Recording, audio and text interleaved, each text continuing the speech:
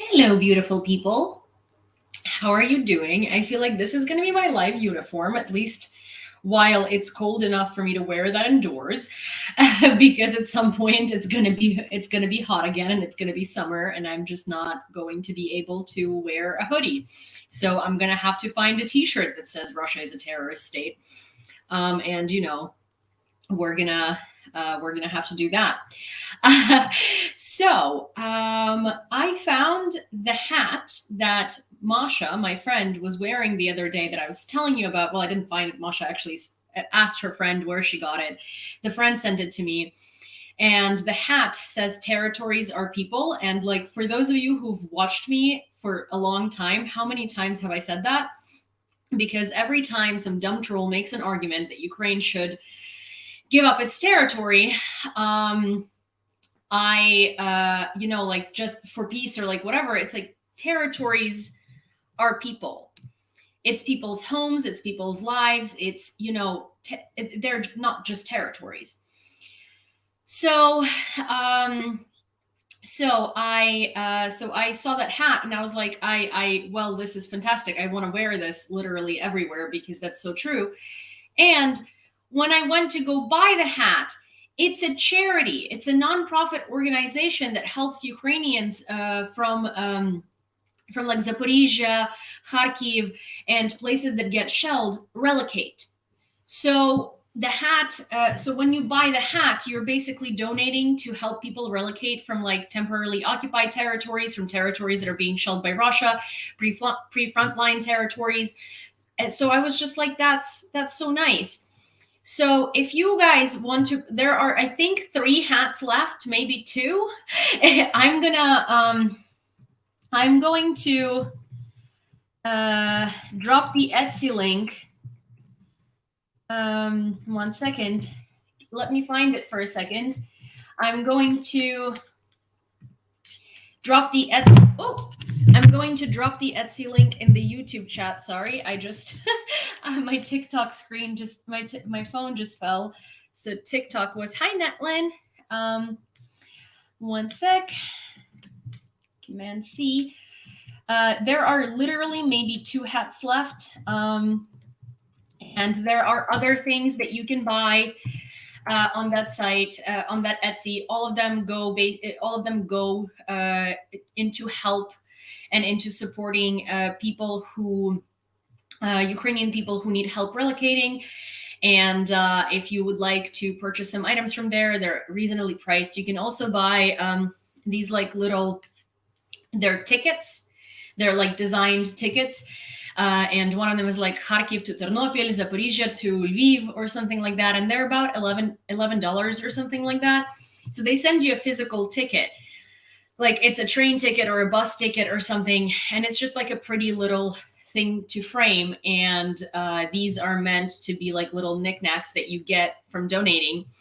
So because all of the profits go to the organization and help relocate Ukrainians. So I know I started from this without like any intro or any like hello or any good night or anything like that. I just was so excited to share it because I thought it was like such a great initiative. So yeah, so I'm going to share it on my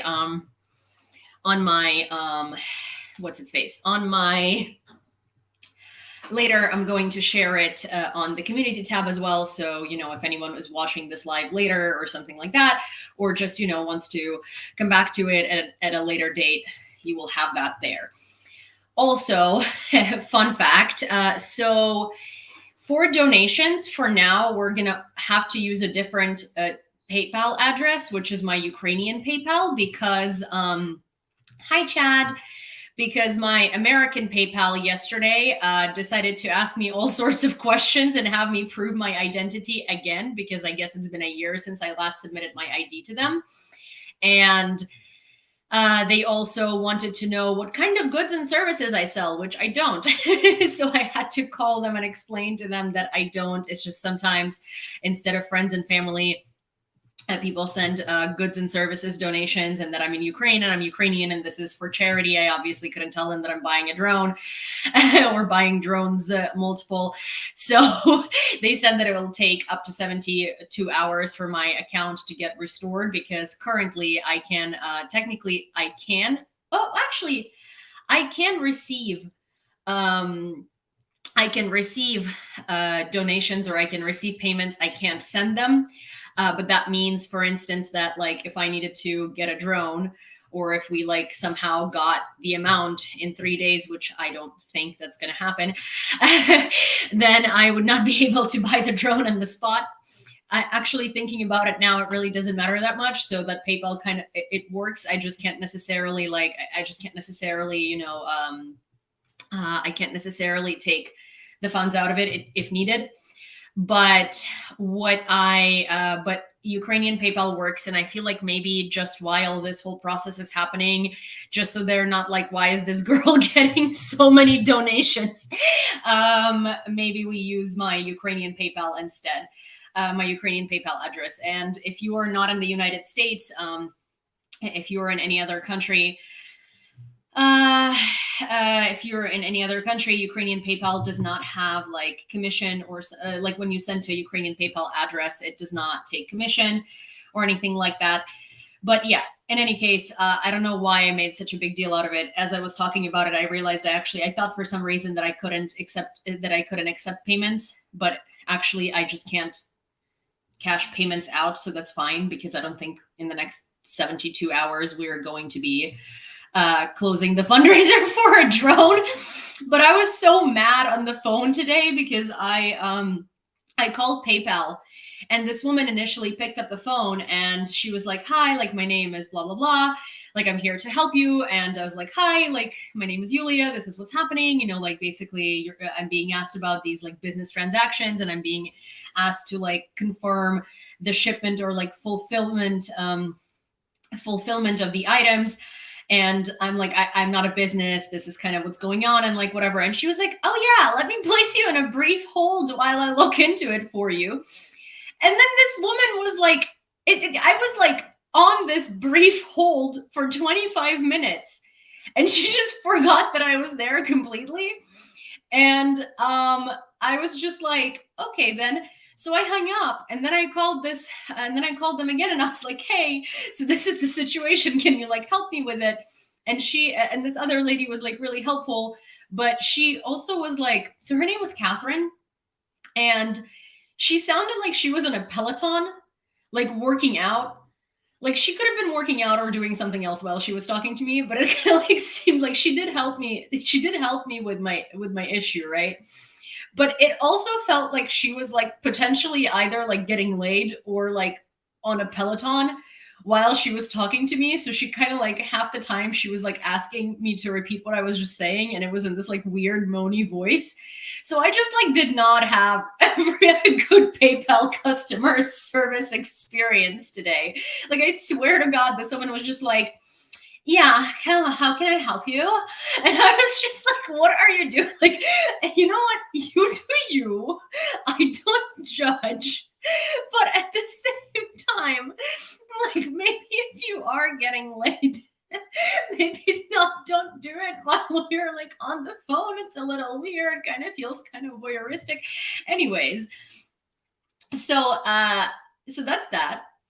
It's worse at the Department of the DMV. Oh my gosh, the DMV, like the fact that DMV does have customer service honestly surprises me, because, and the fact that they pick up the phone at all, is already if you get through to the DMV, that's already a win. Oh, but so yeah, so my TikTok keeps falling. Sorry guys. Hi, I'm back. So another thing that I want to say while Robbie is here, I think he's here.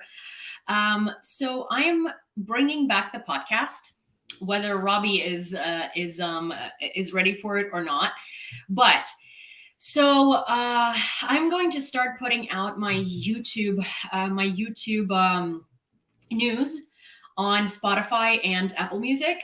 And it's just going to be sort of like I think that what it's going to be, at least initially, is I'm going to cut the like catch up, like the first 20 minutes of lives, and obviously put like a podcast intro, and then just put out the Yulia, calm down. Yulia never comes down, Martin. Like, see, you will find that out. If you stick around, you'll find out that I'm never calm. So this is my normal manner of speaking. I just talk like that. But so depends on the state with the DMV. Some are pretty cool, or they can take a while. Oh my gosh, the New York DMV is just awful. So I'm going to be uploading my YouTube lives to Spotify and Apple Music and Apple Pods and Google Pods, but I'm going to be cutting out all of the like chatting and chit chatting sections and stuff like that, and it'll be straight the news, or it'll be just the news and commentary to the news. And I think I'll start next week, because I know that a lot of you are here and you want to kind of chit chat and talk and stuff. A lot of you have been here for a long time, so we kind of have like a little relationship going on here. And I know that some people just want to hear the news without like the extra chitty chatty things. But I'm also not I'm not willing to give up the relationship that I have with you guys already, and I don't want to make these lives just the news, because I don't think that that's what like our community is or has been. But I do want to provide that opportunity, because sometimes like you're going to work and you're listening to the live, and you kind of want to like know what happened without having to listen to what I've just been doing for the past 11 minutes. So we're going to be bringing the podcast back, and then once Robbie is better. So for those of you who are new here, I have there is Rob Godet in the chat, and Rob and I used to have a podcast where Rob would be scripting it and I would be recording it, and we would kind of like information share. Grumpy helps us put together the podcast. He helps us like put the news together in order and help us find the news. And it was a very, very, very intense hour-long sort of very in-depth podcast with like frontline updates on every axis. So it was like a very, very like think ISW, but in a voice format. And that's what we used to have. And also plus politics. And we had like a Russia section, a Europe section, a US section, like a Ukraine from the front section, and Ukraine from like within Ukraine politically section. So we basically have, we had this very in-depth podcast. And then basically I moved to Ukraine, and Rob has been having a lot to deal with in his personal life. And, they're just the two of us and Grumpy and Fella sort of like, but we do all of the audio work and all the recording. It's just me and Rob, and Rob scripts the podcast, like writing the podcast and stuff like that. That's all on Rob. So maybe have Grumpy co-host for a bit. Well, first... First of all, has anyone asked Grumpy, but that's not even what the problem is. It's not about co-hosting. Rob didn't co-host. It was me who was recording the podcast. But the problem is that, editing a podcast, like editing audio and doing all of these things, it takes a lot of time, and it takes a lot of skill, and it takes a lot of effort. And it's really difficult. And when there were two of us, ви можете запитатися в української мови в коментарях. But when there are two of us, just two of us, it's already difficult. If it's just me, it's not, it's pretty much impossible. And especially, I'm not a writer. Robbie is a very good writer. And so when he's back on track, and when he's feeling his 100%, we'll bring back the in-depth podcast. But for now, I'm going to be putting out just the information section of this podcast, or of these lives. So that way you'll have something to catch up on every day, and you can listen to it in the car without video. It buffers faster, and also it's just going to be the news, so you don't have to listen to me ramble for 40 minutes. Great to have pets involved as well. Aw, hi Kurt. Thank you.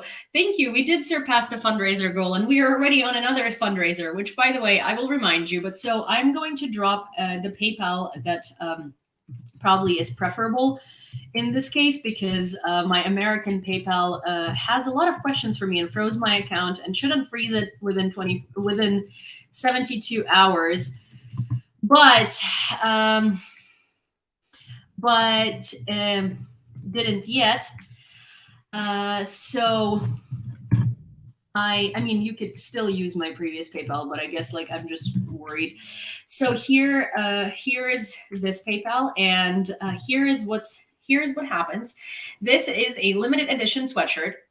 Russia is a terrorist state. It was sold out, and all the profits from the sale of this sweatshirt go to the Ukrainian military. So me buying this sweatshirt it was already a donation to the Ukrainian military. So I have the same sweatshirt in a size large because I put it away and I really wanted to put it up for a raffle for everyone who donates for the next drone fundraiser. Since we exceeded the goal, I rolled over the funds from the fundraiser to this fundraiser, and a lot of you actually have automatically been entered into the sweatshirt raffle because you donated past like when we already reached the goal. So there is a spreadsheet with all of the names and all of the tickets, and everything is like being kept up and stuff. And so if you would like to participate in the raffle for this sweatshirt, which is in a size large, sold out, can't get it anymore, then it's open worldwide, and a ticket for the raffle for this is $20, and we're fundraising for a thermal drone for an HUR unit.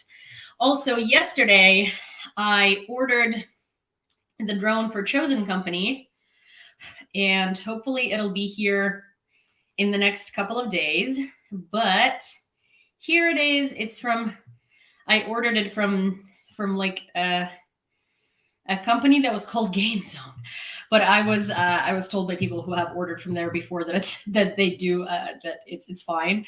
And I also chose to pay so in Ukraine you can pay for things when you receive them at the post office, so you can make sure that what you ordered actually gets there. So I'm going to be making the payment for the drone once the drone arrives, and yeah, this is my Game Zone order. I mean, obviously you're not going to see it, but I will record for you the passing of the drone to the unit. Do you have sizes for someone 6'8"? Well, I mean, this sweatshirt probably will fit like a double XL. I don't know what a 6'8" person wears. It also depends on like what your proportions are, but also like probably something large, right? So I don't know, but I think this would fit someone who's 3X. Well, oopsies, because this is super oversized. But yes, if you wanted to enter the raffle for the sweatshirt, one ticket is $20. Every $20 is an additional ticket, and basically one random person is going to be selected when we reach the goal, and one of you is going to win the sweatshirt. If I can, I will also throw on top of it the Territories Are People hat. And if they still have any by the time that this live is over, and I will, I'll figure something out. And but I think this is sort of like our main event in this fundraiser. And so yeah, you can donate if you'd like to donate to the fundraiser for a thermal drone for an HUR unit. This is the PayPal to use. My Venmo is the same as my YouTube handle, and if you are on TikTok, you can go to my link in bio and donate through there. We are currently at $1,030 for this fundraiser, out of like 5,500 that a thermal drone costs. Yes, I did, but it's still not here. It's gonna be here sometime soon. I think that they were backed up. Chad just donated another $20. And we are at 1,050. So yes, the EcoFlow was ordered, but I think where I ordered it from, I was trying to find like a site that had it ready for ready for fulfillment. And I think that when I ordered it, a lot of people also did, so it had changed to pre-order, and I ordered it, and it's going to get here sometime soon, within this week or next. A little annoying and a little unexpected, but better than not having an EcoFlow. So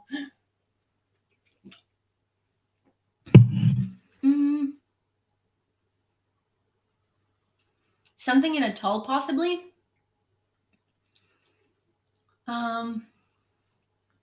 Wait, that would be totally.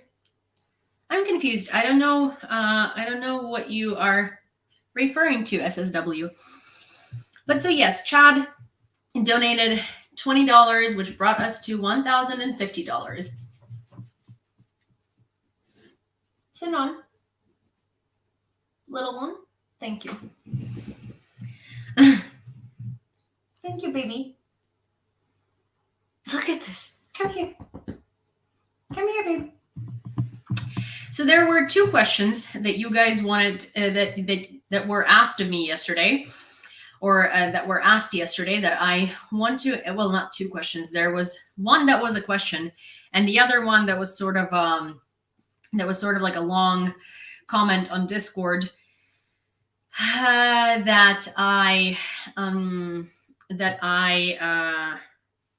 that I'm going to read and respond to. Also, Grumpy says, I think Yulia has some for Chosen Company, the stickers. Yes, I do, and I ordered them for Chosen Company. And I don't know, I would have to ask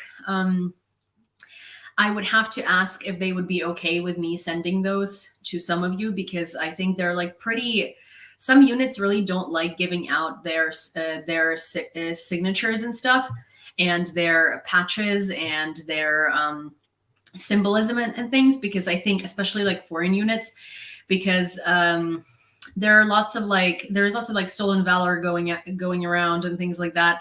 And so like, I don't know. No, I didn't get them to go on an auction. I got them for the soldiers. But yeah, so I don't know, like I can't make that decision on my own. I would have to ask someone from there and ask if they would not mind, because like I just did that as like a gift for my friend. And I'm no right to decide whether I can give someone stickers with the logo and like symbolism of a frontline unit. So for that matter, I would have to, is the Discord private or open public? Public. Yeah, the Discord is up there. You can join it. Stolen valor is only a thing in the US legally. Yeah, but what I'm trying to say is that a lot of units, especially international units, because there were foreigners that were coming here and claiming to be in the military when they never were. A lot of especially like English speaking units really don't like their symbolism to like float around. So that's what I mean about stolen valor. I don't mean like legally stolen valor. I mean that like, hey, what I'm trying to say is that it's like, it's not my decision. I ordered these as a gift for a friend, and I don't represent that symbolism. So it's not up for me to decide whether I can give those to someone, right? I think that what I'm trying to say here is that, like, if I don't work at Apple, it'd be wrong for me to give out Apple stickers to people, right? If I don't work at Google, it'd be wrong of me to give out like Google employee stickers to people, right? So it's the same there. It's like I'm not part of. I'm not part of the unit, right? So I can't really just take some, like put some, like basically hold some back and just be like, oh yeah, I'll just give those out. I don't think that's right.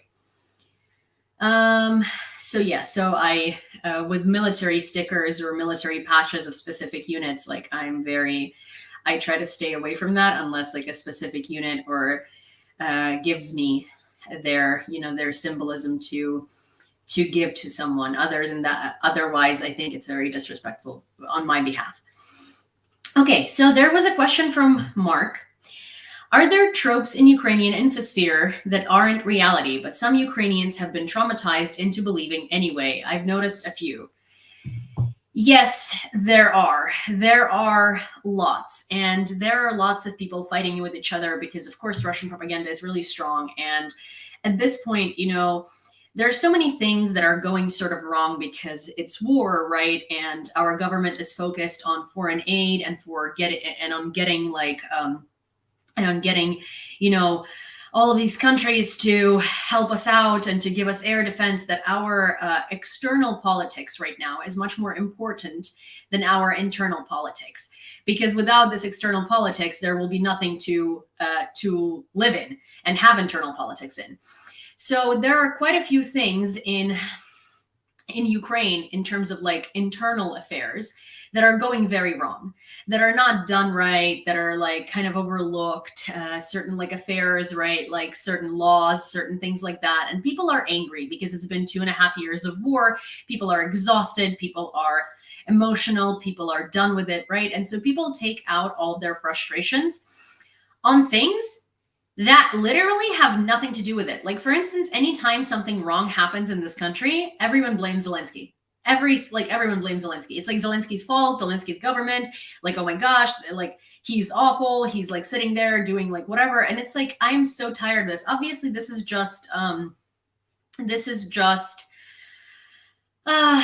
not like everyone, right? And a lot of people do understand. Most people, I think, understand things, right? But at the same time, like Ukraine is a very politically active society, but of course we're just people, and so our society is not necessarily like politically aware on absolutely everything. Right. So I think that a lot of the times when something goes wrong, the wrong people are being blamed. Like, for instance, people were really mad that Zelensky didn't give an order to dig up trenches and fortifications. That was not on Zelensky, that was on Zaluzhny, because Zaluzhny was responsible for it. But Zaluzhny's reputation was spotless and people loved him. So of course, no one's going to blame him. It's going to, like the blame is going to fall on Zelensky.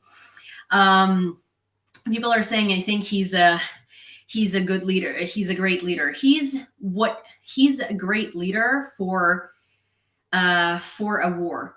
He's a great speaker. He's great with his international politics. He's great with talking to other people. He's charismatic. He's exactly what this country needs right now in terms of international politics. He's not, he is not good with domestic politics. Like, he really isn't. And that's kind of what was happening before the war started, right? Like, we have a lot of respect for him, for the fact that he stayed and for the fact that he's fighting for us and for the fact is, and for all of this. But like, at the same time, he's not good with the domestic things. He's not really a politician, right? He wasn't. Like, as in, like, he's a great business owner, and he had a production company and he was a great leader there. So he's a very successful man. But there are certain things that he doesn't know how to do. He's not good at them. And that's just reality. But the thing is, like, that should be put away, because right now our international politics is our livelihood and our ability to exist. And so Russia puts a lot of divisive comments into the Ukrainian Infosphere, and they're aimed at, like, people hating the government, because Russia knows that Russia can't take down our government, but we can. And a lot of people do fall for it. And a lot of people start blaming, like, genuinely, like, yes, we do have problems. I'm not saying we're spotless. Yes, Zelensky has issues. I'm not saying he's spotless. Yes, there are things about him that I don't like and a lot of people don't like. But, like, it's normal. It's a democracy, right? And there are things that he does do wrong. Like, but the thing is, like, right now, that's not top priority, because there are things that are more top priority. And people sort of blame a lot of stuff, and they're attributing a lot of things that are not going right to him, when this is not just him. They're misattributed from other politicians. So, for instance, one of the largest issues right now in Ukraine is the mobilization and demobilization. And And there is this problem where like the new mobilization law was passed, and the mobilization age had decreased to 25 from 27, but the rotation and demobilization law hasn't been passed. And Ukrainians are really, really incredibly upset about this, because there are people that have been at the front lines for the past 2 years. And the thing is, like, everyone thinks, or a lot of people, especially those that like, okay, like online shitstorms is where you meet the worst kinds of people, right? But that's also where you kind of like that you is places where you get sucked in, and those people also influence a lot of regular, normal people. So one of the things that I think is happening is we've obviously never been in a war this large, and I absolutely like. I think that our politicians, including Zelensky and everyone else, not think, but I'm convinced, and like I'm 100% sure because it's evident, are overwhelmed. And this is a lot to handle. So no one has ever had to deal with a wave of war like that. And I think that it's not that evil government wants to like kill people and keep them at the front and, you know, not demobilize them and not rotate them. I think the situation is that there are not enough people at the front line. And of course, more people are not going to be joining the military if there is no demobilization and rotations, because they know that they are just going to go off to the front for like, what, 3-4 years? Like, they don't know when they're going to be able to come back home, and they're never going to have vacations. Like, no one wants to sign up for that. So you need to figure out a politics of demobilization in order to encourage people to mobilize willingly. But I think that the government doesn't see it that way, because at the front, there are not enough soldiers. So they are upset.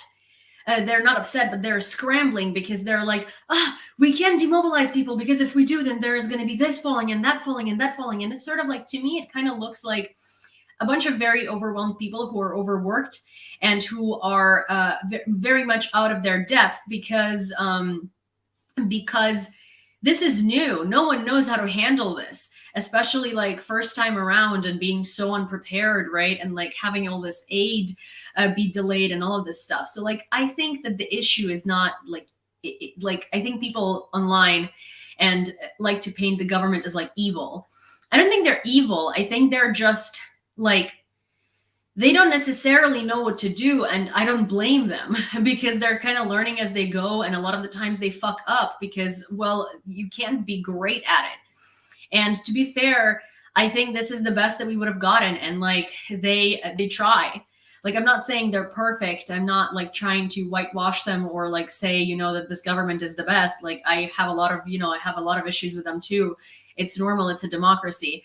But I also do think that people saying, you know, I think I'm like very, very tired of this trope of like an evil government, right? Because people seem to forget that these guys in the parliament are balancing 100,000 things at the same time. They have a society that's tired from war. 2 years. They have soldiers that are enraged. They have not enough soldiers. They have people that they need to mobilize. They have Western politicians. They have Russia. Like, there is so much going on. And I think that, yeah, of course, we all want things to go right, and we want our politicians to do right, and we want them to know what to do, and we want them to do better. But the thing is, like, how would they know how to do all of these things right or better or anything like that if they had never been in this situation before, and it's a full out fucking war? No one wants to lose it. No one wants to lose people. No one wants, like, you know, Russia to invade territories, and no one wants so many people to die at the front. But it's just like, at the same time, like, it's a really, really rough situation. And like, of course I want demobilization. Of course I want these politicians to finally freaking figure out what to do. But I also feel like I understand that none of us understand what it's like to be in those shoes, because like anything you do, you're screwed, and you don't have enough resources to do it right. And you didn't know, and had you known 2 years ago, you would have done it differently. But the thing is, like, we are invaded, and we're invaded by a much larger force than we are. And, you know, things are just not going to go smooth. And it's a war. A lot of like terrible underground things are going to be coming out, you know, like a lot of people's politicians' pasts are going to be coming out. Like a lot of stuff is going to be coming out. It's going to seem like things are much worse than they are because people are digging and people want the politicians to be better. And that's like just that's the thing. It's like I think that the doom and gloom and like the fighting between people on Twitter in the Ukrainian Twitter is a trope that like really tires me out, because a lot of these things are unfounded. Like, you know, the problems are real, but like the people that are being blamed for these problems are not. Like, they're not the people to blame for these problems. It's being misattributed. And also what pisses me off more than that is that like context is not being taken into consideration, and people just like want blood and circuses, you know, or like bread and circuses, but in this case people want blood and circuses, and they just want to find people to blame for everything that's happening. And it's like, this is not the time. Like, yes, I think we should hold our politicians accountable for things that we don't like, and we like we should remember the things that they did, and we should 100% circle back to that and hold those people not like accountable. I don't mean people that are like doing horrendous things, but I mean like people that maybe are not doing their best. But we also need to understand that this is the type of situation in which we need to focus on winning the war and doing everything we can do to win the war, and then putting our politicians on blast and like figuring out and dealing with them, and, you know, firing them and replacing them, because at the moment doing that is really only helping Russia. Okay, I need to breathe for a second.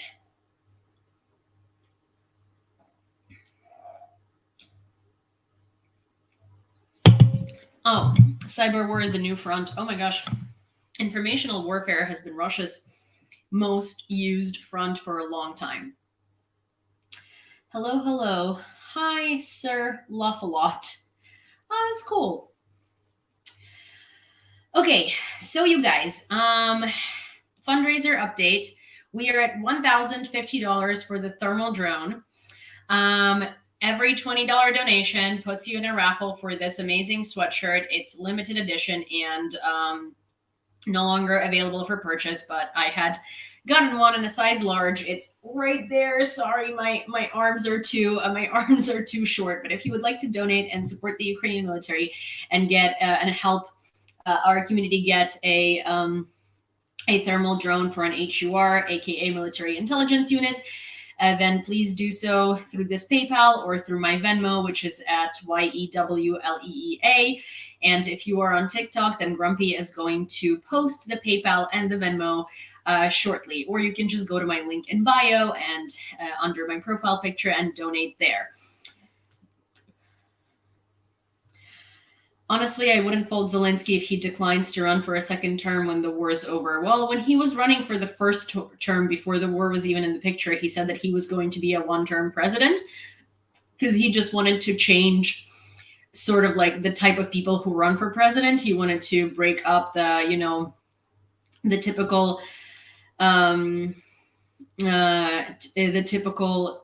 like political cycle and the typical parties and stuff like that.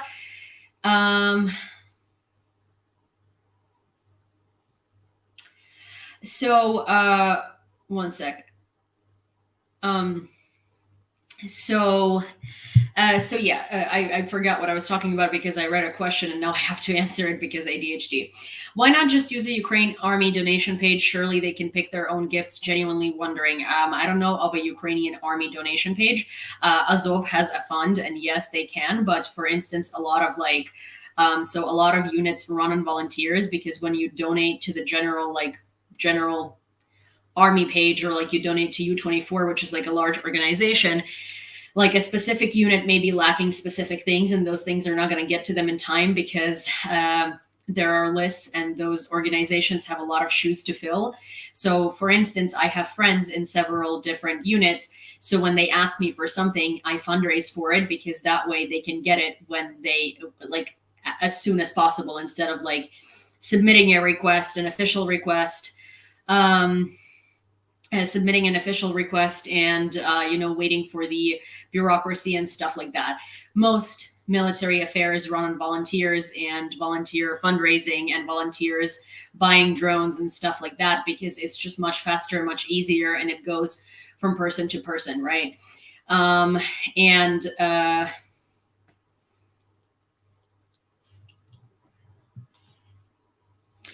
I know what Come Back Alive is, but that's not, when you say Ukraine Army donation page, like that is not what it is. Come Back Alive is an official fund in Ukraine, but it's not an army donation page. They do both military and volunteer efforts. They're fantastic. But again, it's a massive organization with a lot of different, like shoes to fill, a lot of different units they supply. For instance, like, I don't know, maybe the unit that I'm fundraising for can go and ask Come Back Alive to give them a drone, but it's going to take time. Like, it's a normal thing in Ukraine. It's a normal thing in Ukraine, and we fundraise for specific units, especially if we have friends, that you have friends in different, like, I don't know, in different units that will ask you to help them out. But you can't call you can't call Come Back Alive a Ukrainian army donation page. It isn't. It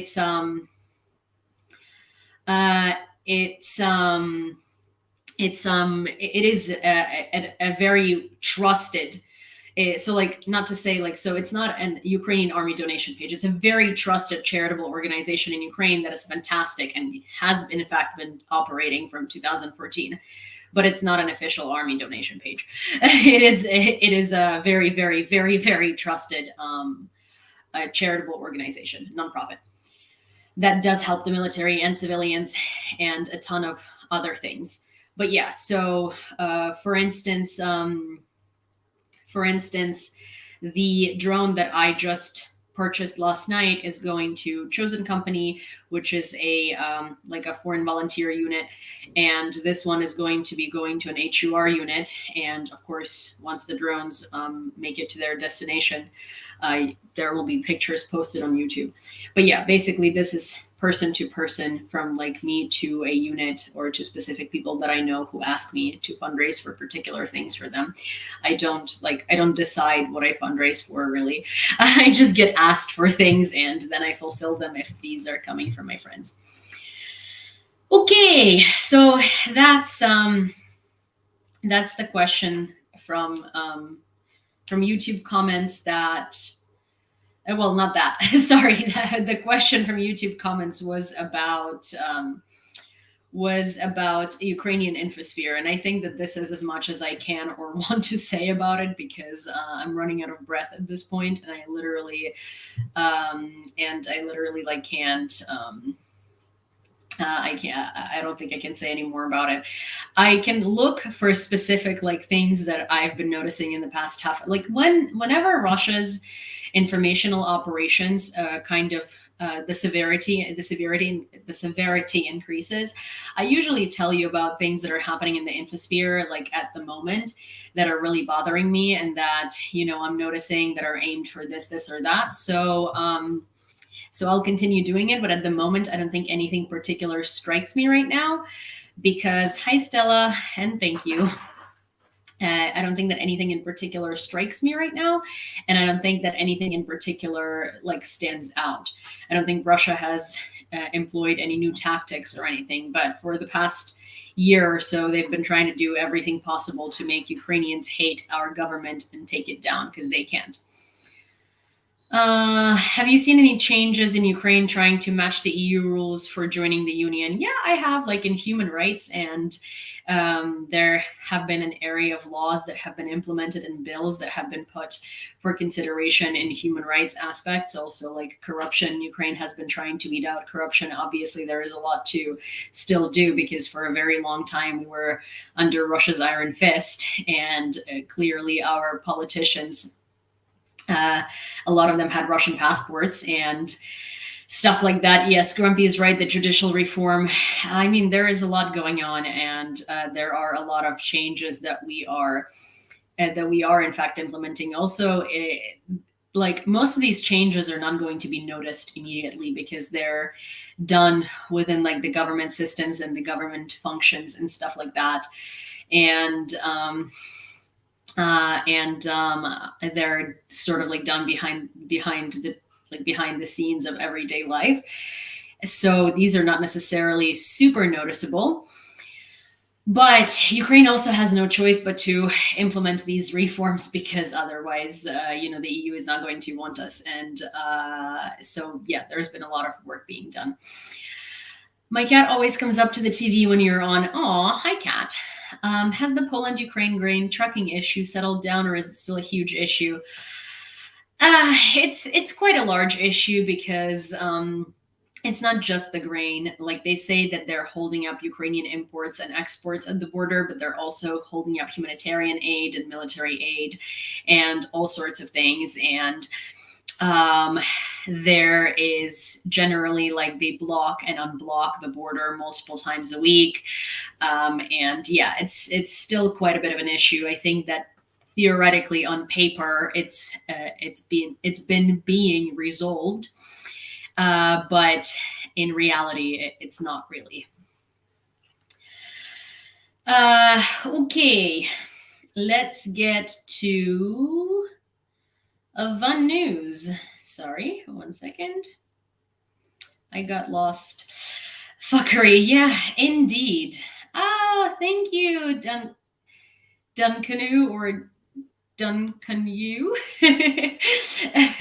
I think you Herojem Slava, I think you corrected me on this last time, and I was like, oh wait, thank you for gifting 5 memberships. Thank you so much. US house is kind of sketchy. Well, yeah. Grumpy, can you take the troll out? Like, why is it still here? I think that you are always talking about the necessity of removing trolls on YouTube as soon as possible, and I've been seeing this one for like the last, I don't even know how long. A rally with a performance was organized in the center of the Czech capital, Prague, and on Old Town Square in support of Estonia's proposed plan for EU military assistance to Ukraine. The co-organizer, Michal Meisner, said that the rally aims to support the Estonian proposal to allocate at least 0.25% of GDP from each EU member state to support Ukraine. According to him, these funds should be enough to force Russia to give up the war, as in this case, it will not be able to sustain it financially. It's not too late, but the delay has led to real consequences. Russia has had much more ammunition for months, and Ukrainians are experiencing a 1 to 5 or even 1 to 10 shortage of artillery shells, depending on the section of the front line. We are seeing fewer Russian missiles and drones being shot down due to the lack of air defense capabilities, NATO Secretary General Jens Stoltenberg said. So, hi, Skylar. So here's the thing. I think that the passage of this aid has been like such a relief for a lot of people, but this aid is only going to help Ukraine get back to being able to defend ourselves and get back to being able to shoot down missiles and back to basically where we started.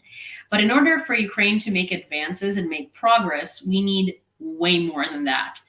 Because it's been so long without aid, and because Ukraine has been holding out and holding on, the world has been holding out, and Ukraine has been holding out for so long. It's not going to be like a shocking, advantageous situation for Ukraine. Ukraine is going to be able to get back to a stable hold. And Ukraine is going to be able to obviously fuck up the Russian military quite well, but we're not going to be able to advance or take over territories with what we are promised. So, or take over territories. So I wouldn't expect anything taking back Zaporizhia, Donetsk, or Luhansk, or anything like that. I think I've heard like chatter of people, especially on like the Western side, because everyone wants Ukraine to succeed and stuff. But it's not the case. Like I will say, do pay close attention to Crimea, but at the same time, like don't put your expectations up too high. I know for sure if Ukraine fails, then Putin definitely will invade the Baltic countries, Volodymyr Zelensky. Not because he has a strategy or anything, but because Putin wants to regain the influence of the Soviet Union. He wants to retake all former Soviet republics and now independent states. Whether they're in the NATO or not, he doesn't care. That is why this is his strategy. Of course, after the Baltic states, also Poland and parts of Germany, the president stated. Because with how NATO has been responding, Putin is not scared of NATO. Hi, Jean. Since John A is on vacation, I like you next. Well, that's not a very nice, it's like a very backhanded compliment. It's like, I would not be watching you unless John was on vacation. That's like, I don't, that's not a nice thing to say to someone. But hey, thanks for picking me, because you don't have any other options.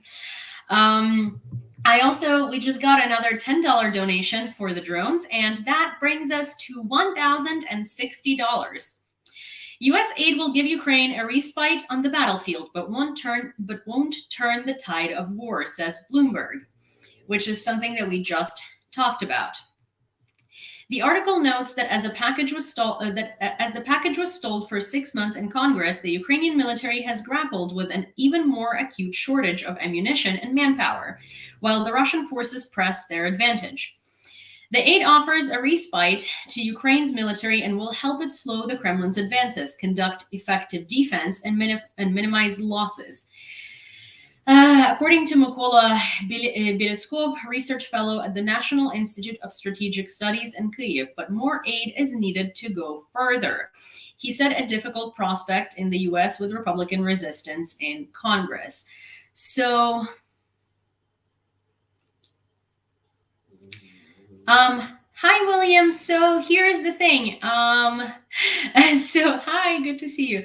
So we closed the fundraiser for the drone.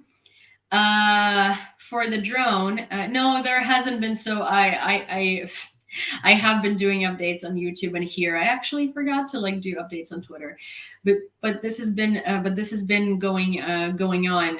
Anyways, I don't think I posted a Twitter update. I can't do so many things at the same time. But so we actually we did finish the fundraiser for the Mavic 3 Pro, and we didn't only finish it, we actually exceeded it. So we picked up a new fundraiser for an HUR unit for a thermal drone, which is $5,500. Unfortunately, I thought it was $3,000 when I agreed to fundraise for it, and then Rick let me know that I'm very much mistaken. But I hope that at some point we'll be able to do this, and we are at $1,060. And donating to this fundraiser puts you in a raffle for this sweatshirt. It's a limited edition sweatshirt, and buying this sweatshirt donates to the Army already, because they send all of the profits to the military. And I bought this sweatshirt in also a size large. It says Russia is a terrorist state. And that one is right there. I showed it on live the other day, but I'm just like, I can't. It's far. And I have short little arms. But so that sweatshirt is going to be raffled up. And so every $20 of a donation is one ticket for the raffle for the sweatshirt. How do you stay updated? So on YouTube, in the community tab section, I post updates, and I also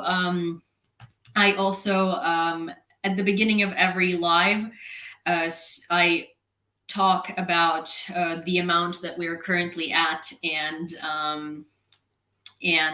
yeah, so I basically mentioned the fundraiser and how we're doing on it.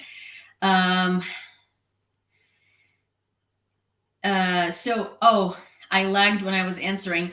So yeah, so in my community tab on YouTube, I post updates, and also every time that I do a live, in the beginning of the live and at the end of the live and throughout the live, I basically mention the amount we are at and what's going on. So yeah, usually a very ongoing, but written form YouTube community tab. So yeah, but as I was saying earlier, the you know, the aid that the U.S. is sending us is not going to be enough for something significant, unfortunately.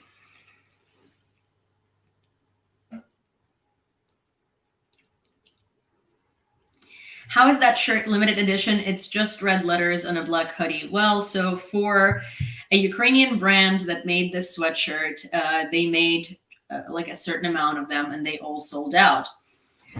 And that's kind of, I got the last one from this particular brand. I mean, you can make some shirt on a custom, you can, if you want, make the same shirt on a custom hoodie website or something like that. I don't think you will, because these are, so this is not like a custom hoodie website. So this is like this is a Ukrainian brand that makes really nice like loungewear clothing, I guess, or like or like, so it's a very well, it's like a very nicely done hoodie. Like it's a premium, you know, very great hoodie. I don't know how to explain it, but it's not like the type of hoodie that you would get on like a on a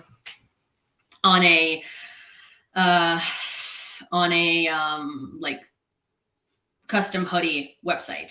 I've used drop shipping websites before, and this is not it. Like this is their own, like they made the design of a hoodie, you know, like they made their own sort of like shape of the hoodie, like as in like this is not just someone buying a hoodie and pasting letters on it. It's from a Ukrainian brand. It's a sustainable brand. It's not, yeah, it's not cheap crap from China. Yes, that's basically what it is. And there is like this oh my gosh, I lost where it is on my body. But basically you can regulate this hoodie. Like it's a very nicely done, it's a very nice hoodie. Like any American brand would probably be selling this for like $300-400, but not Ukrainian brands.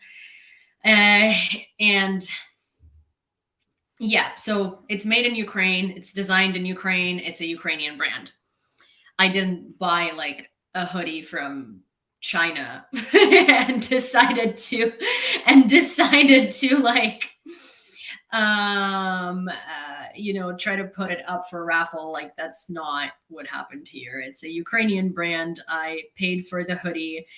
I bought it because all the profits from buying this hoodie go to the Ukrainian military, and then I figured that it would be a great thing. It would be a great thing to raffle off because it's a cool hoodie. And also, Frank just sent $80 of a donation, which brings us to $1,140. Do you have any doubts about the US Senate and supporting the House bill? No, not really. I don't think so. I think that they really don't want to go through this process again, if anything. And I think that they will approve it as soon as possible. I don't think there is anything to worry about with the US Senate, but then again, it's the US, and we never know with the US. A bipartisan delegation of the US Congress has also arrived in Kyiv. The members of the House of Representatives Thomas Kane, Bill Keating, Madeline Dean, and Nathaniel Moran were there. Do you think this aid will be last for this year? I don't know. I don't know. It very much depends on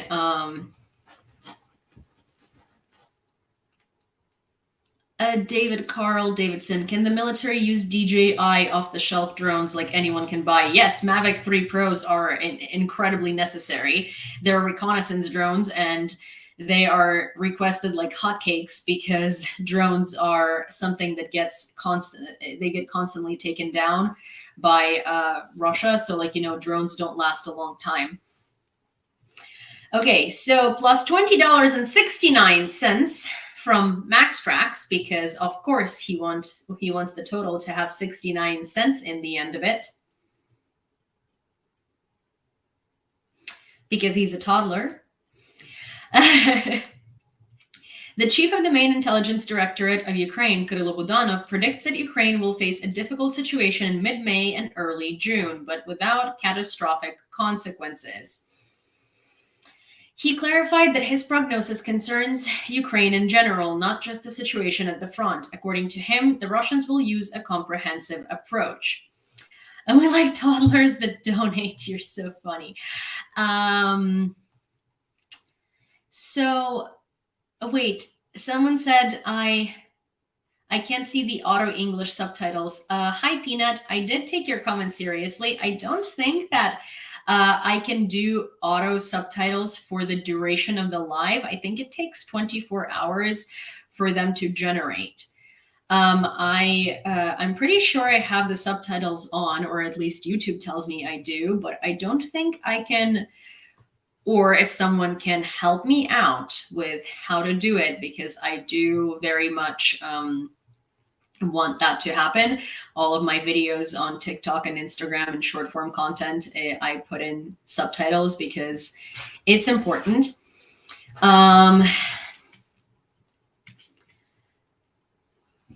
But during the live, I don't think it auto generates subtitles. So yeah. So the US has spent something like 300 million a day in Afghanistan. So 60 billion is not much. Yeah, well, that's the thing. Ukraine is sort of getting, backhanded treatment, obviously. And we've known this forever, unfortunately. Poland is ready to host nuclear weapons on its territory, Andrzej Duda. Russia is increasingly militarizing the Kaliningrad region. Recently, it has been relocating its nuclear weapons to Belarus. Duda said in an interview published Monday by Polish outlet Fakt, "If our allies decide to deploy nuclear weapons as part of nuclear sharing in our territory as well in order to strengthen the security of NATO's eastern flank, we are ready for it," he added. AKA, he's not saying they're ready for it, they want it. Poland wants to feel more secure, and Poland wants nukes on its territory. And I mean, that's not uncanny. I understand it. It's not strange in this day and age, honestly. Ukrainians en masse wish that we had never given up our nuclear weapons, because Russia would have not attacked us then. And also, we only gave up our nuclear weapons because France, the UK, the US, and Russia gave us guarantees of our territorial sovereignty and integrity. And obviously, they're not, abiding by those guarantees, because we have to beg for aid. W. Scott, thank you. Another $100 donation, or 5 tickets for the raffle. So that brings us to $1,260.69. Slovak citizens have already raised more than 3 million euro to purchase shells for Ukraine, according to the website of the Civic Initiative. Actually, I met a Slovak man today who was looking for his hotel in the center of Kyiv, and I was trying to help him find it, but I didn't know where it was. However, when it from what it sounded like, it was likely in like a backyard of this apartment building. So I was trying to help him out. Norway will financially join the initiative to provide Ukraine with additional air defense systems. Thank you. We have limited time to delay, so Norway will be involved in financing. Several other countries are contributing to this because there is air defense equipment that can get to Ukraine quite quickly, and they have been working intensively on this in the last few days and weeks, the Norwegian Prime Minister said. He emphasized that it takes time to manufacture air defense equipment. Therefore, the country's own air defense equipment needs to be sent now. This has been the pattern so far, and we have also contributed to it. Other countries will also dig deeper to contribute to this. We also need to increase production. The news every morning is about Russian missiles and drones that hit civilian buildings, power plants, and killed many people. According to him, in order to make an effective impact, Norway will raise the budget of the Nansen program, which provides military and civilian support to Ukraine in the amount of 75 billion Norwegian kroner over 5 years. Jonas Gahr Støre states that there are significant amounts of money to be spent on air defense, but does not give an exact amount. That's actually phenomenal of Norway because, they're sort of saying like, hey, all of these countries are dedicating these budgets to create air defense for Ukraine, but that's going to take a long time. So right now we're going to give Ukraine our air defense because they need it more. And we are going to take the time to manufacture new one for ourselves, which is a great move. And I wish more countries did that because realistically, the European countries right now don't need all of that air defense that they're hoarding because no one's attacking them. It's about protecting borders. Polish general explains why NATO should shoot down Russian missiles on approach to EU countries. I believe, and for a long time, I have been convincing politicians who make decisions that it is necessary to establish such an air and missile defense zone within the framework of NATO alliance in front of the border and several tens of kilometers above the territory of Ukraine. So that we can start shooting down missiles when they're nearing our border, not just when they have crossed our border. Said Stanislav Kozier, a retired Polish brigadier general and former head of the National Security Bureau. And that's what we have been saying this entire time, that it's like shooting down missiles on approach to Polish border shows Russia that NATO is not scared of it. Consistently ignoring Russia, pushing NATO's buttons and seeing how much they can get away with is only going to make them do more things. It's like, the saying is, Macron has said, we shouldn't fear them escalating. They should fear us escalating. And that is right. Because if NATO backs out every single time of we're scared of Russia and we don't want to engage, then Russia is going to continue getting worse and worse because they see that NATO is not going to do anything. Russia attacked and destroyed a TV infrastructure facility in Kharkiv. Oleksiy Nahubov, head of the regional military administration. That was a couple of hours ago. He stated that there are no casualties resulting from the attack so far, as employees were safely in shelters during an air raid siren. Approximately 20 to 25,000 Russians have been attempting to storm Chasiv Yar, Bakhmut district, Donetsk region. Nazar Voloshin, a spokesman for the Khortytsa Operational Strategic Group, reports that the occupiers are using their airborne units in this direction.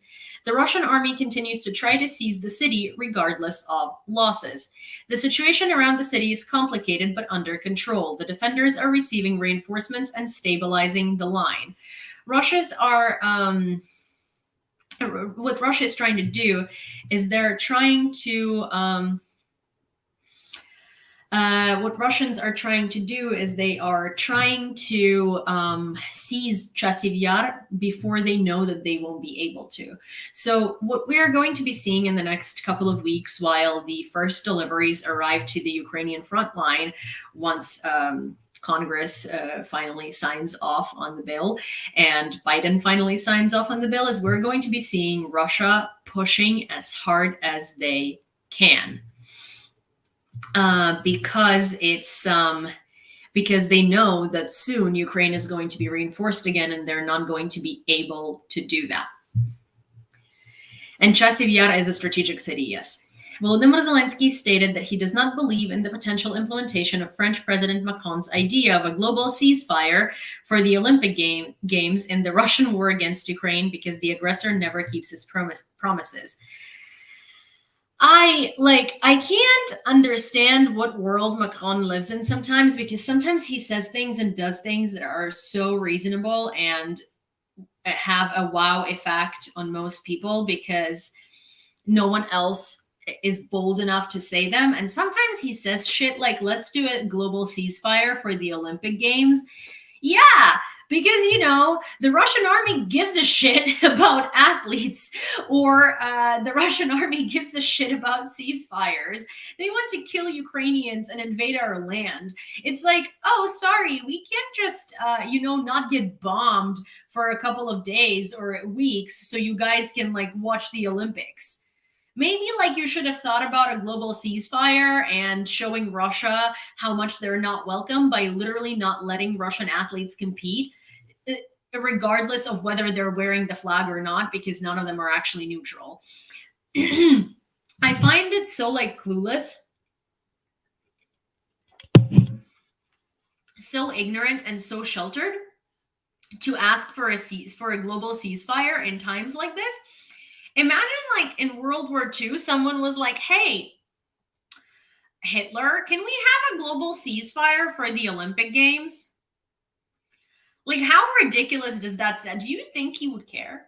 Do you think Putin cares? Also, like, do you think we don't want a ceasefire, like a permanent one where, like, we stop being attacked and our territories are given back to us?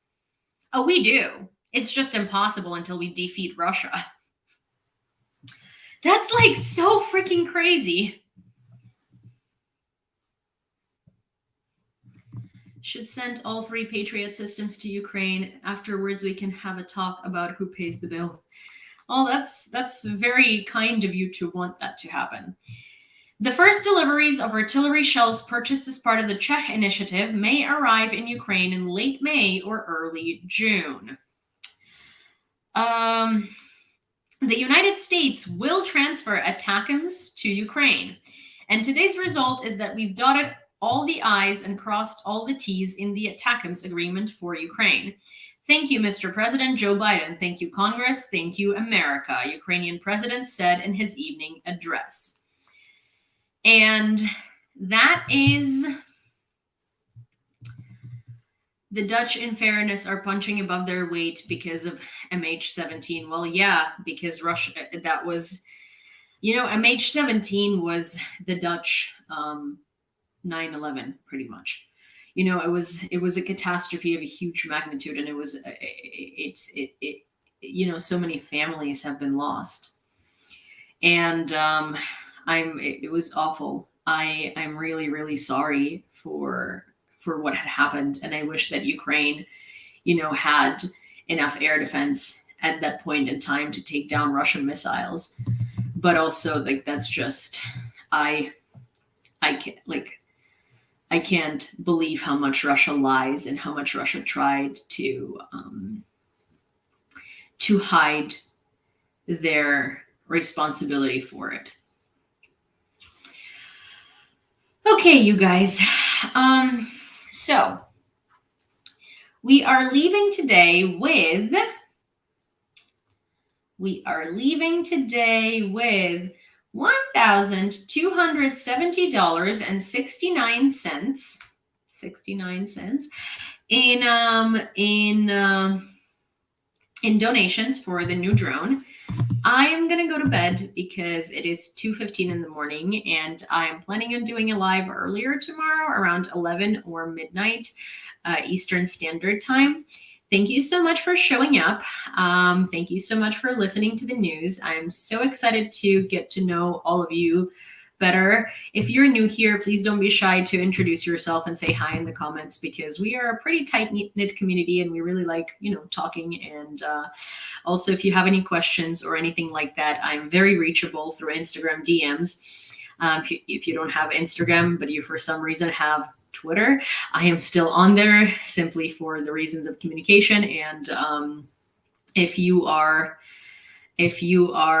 you know, if you want to ask questions or chat or something, don't, you know, feel free to DM me. One of the things that I do want to do is I want to be able to answer people's questions and communicate and stuff like that. And that's, I think, what I've been trying to do this whole time. Anyways, so nice to meet all of you. Good to see all of you. And I will see you tomorrow. Well, sometimes I don't see questions because I get a lot. So if I didn't respond, then just send it again. Okay, bye. Bye-bye.